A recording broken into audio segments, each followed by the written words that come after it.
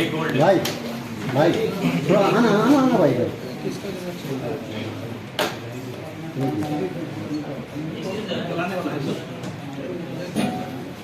उसको ध्यान से देखिएगा, गलाने वाला सामान है। सर सर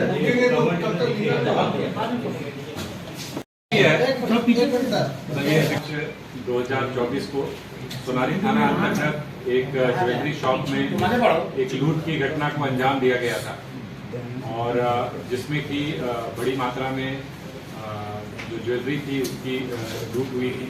हथियार के बल पे 3 अपराधकर्मी ज्वेलरी शॉप में प्रवेश किए थे और उनके द्वारा इस पूरी घटना को एक तरीके से कह सकते हैं कि जो वहाँ पे दुकान में जो दुकानदार थे और जो स्टाफ थे उनको भय में रख करके वहाँ से लूट की घटना को अंजाम दिया गया और फिर वहाँ से वो लोग बाइक पे सवार होकर के भाग पाने में कामयाब होता है।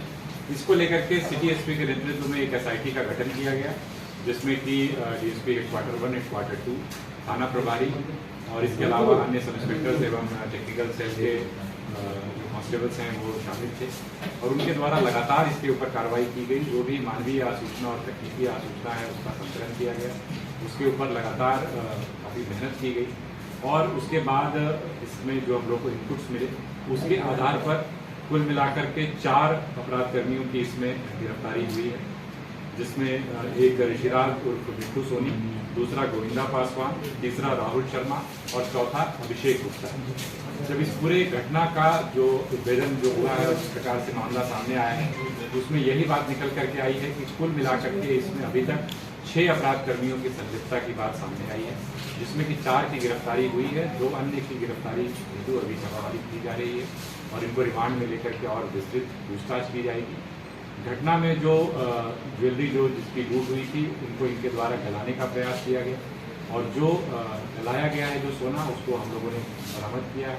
कुल मिलाकर 400 ग्राम से ज़्यादा लगभग 431 ग्राम जो है लगभग जो है सोना उनके पास से बरामद हुआ है।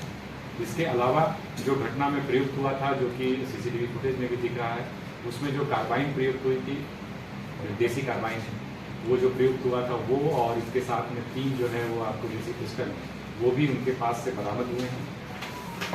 जो कार्बाइन है उसके साथ 2 मैगजीन भी है और जो 3 पिस्टल हैं उनके साथ 17 कारतूस हैं। जो सोना इन्होंने गलाया है तो गलाने में जिस उपकरण का प्रयोग किया गया था वो उपकरण भी बरामद हुआ है।